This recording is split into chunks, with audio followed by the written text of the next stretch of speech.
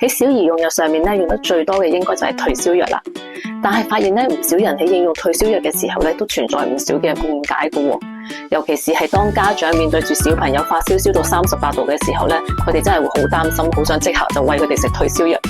因為擔心咧發燒會造成病情惡化啦，又或者係會燒壞腦咁樣嘅。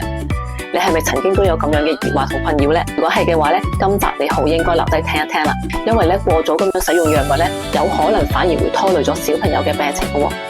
首先咧，大家要清楚知道啦，發燒嘅本質到底係點樣嘅一回事先。其實咧，發燒並唔係一種病嚟㗎，佢只係我哋身體咧去對抗病原體入侵嘅時候嘅一種自然嘅免疫調節反應。當細菌病毒入侵嘅時候咧，我哋嘅免疫細胞咧就會釋放出信號啦，去通知我哋嘅下丘腦去調節體溫，令到體溫升高。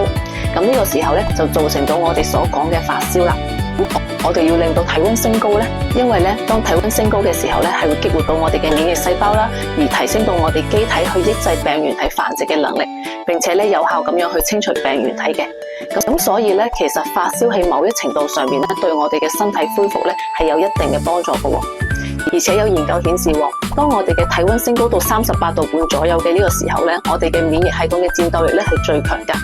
所以如果家長你太早去用藥物咧，強行幫小朋友去降溫嘅話咧，其實係會減弱咗小朋友個免疫力，有可能咧會令到病情拖得更耐㗎。咁呢個時候可能你又會想問啦，唔通睇住佢發燒唔理佢，持續咁發燒落去，真係唔會影響到腦嘅咩？OK， 咁首先咧，大家要明確一點嘅就係咧，單純嘅體溫升高係唔會造成大腦損傷嘅。咁而以往大家所聽聞到嘅燒壞腦嘅 case 咧，其實嘅根本原因係因為有細菌病毒入侵到個腦部，而造成一啲嚴重嘅腦部疾病。咁而發燒咧就係呢啲疾病所伴隨出嚟嘅一啲症狀，而唔係製造疾病本身嘅問題。OK， 咁講到底幾時先至應該用退燒藥呢？